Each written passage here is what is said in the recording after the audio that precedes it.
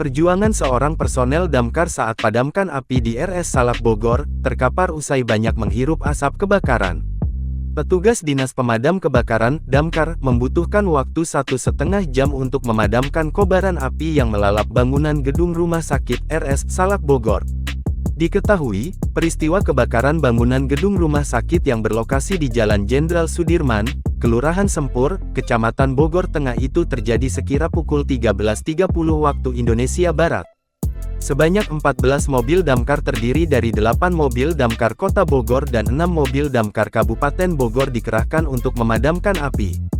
Petugas cukup kesulitan dalam penanganan tersebut lantaran di lokasi terdapat bahan-bahan kimia media yang mudah terbakar. Proses pemadaman api pun diikuti dengan dentuman ledakan yang disinyalir merupakan tabung gas oksigen. Namun, sekitar pukul 17 proses pemadaman serta pendinginan telah berhasil dilakukan. Selama waktu tersebut, proses pemadaman berjalan taktis.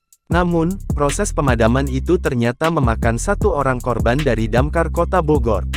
Seorang personel damkar dibawa ke RSUD karena diduga menghirup banyak asap. Kepala Dinas Pemadam dan Kebakaran, Damkar Kota Bogor Samson Purba mengatakan tidak ada korban jiwa maupun luka-luka dalam insiden kebakaran tersebut. Adapun 1 petugas Damkar Kota Bogor harus mendapatkan penanganan medis di RSUD Kota Bogor. Samson menjelaskan, anggotanya yang harus dilarikan ke RSUD Kota Bogor ini diterjunkan tidak lama pasca insiden. Namun, terlepas dari itu, insiden ini berhasil ditangani dengan lancar. Disinggung soal penyebab kebakaran, dugaan sementara penyebab kebakaran akibat korsleting listrik yang menurut saksi di lokasi kejadian titik api diduga berawal dari ruang instalasi farmasi.